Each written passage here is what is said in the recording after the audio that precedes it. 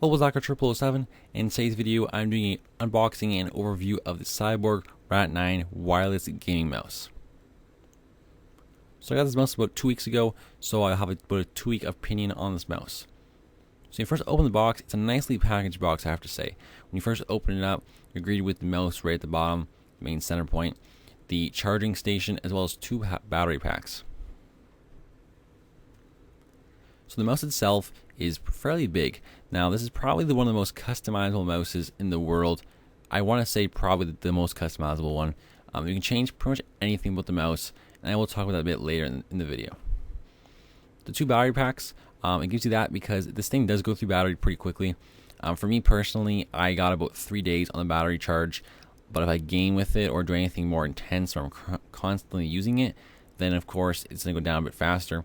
But luckily you do get 2 batteries though, so one can be charged while the other one's being used. So we get the instruction manual as well. At the top there we have our charging station, which plugs into our computer via USB.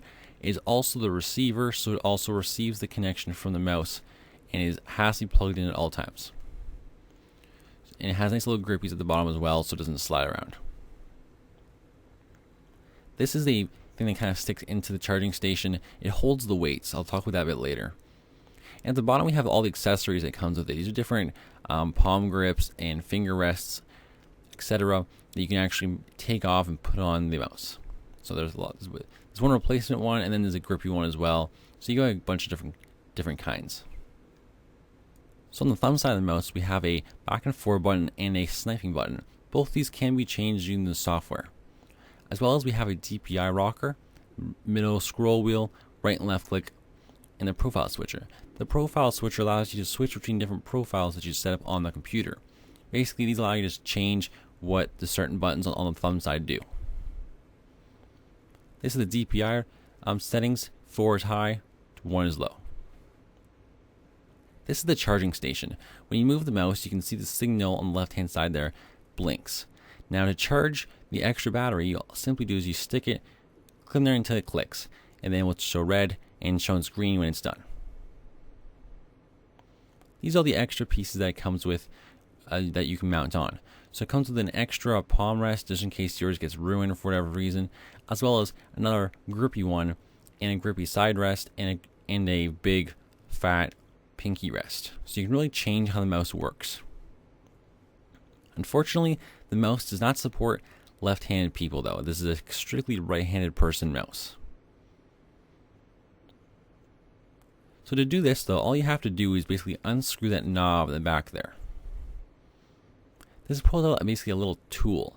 And this little tool allows you to change different things. The one being, you can unscrew the pinky rest and screw on a different one. So it has one on there by default, and you can screw on another 2. Also, by unscrewing the tool there, you can have access to the weights. The weights, after you take the spring out, is you can change how much the mouse actually weighs. So they give you about 8 different ones, or 7 actually, and you can add them on or take them off to make the mouse heavier or lighter. Me personally, I like it stacked up all the way, make a heavier mouse. One really cool feature about this mouse is that it automatically turns itself off. Not completely off, but in a standby mode.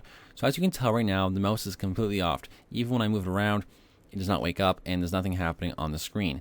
But by pressing one of the click buttons, either right or left click, it actually wakes up instantly. So this is a great way to save power, especially during the day when you're on and off using the computer.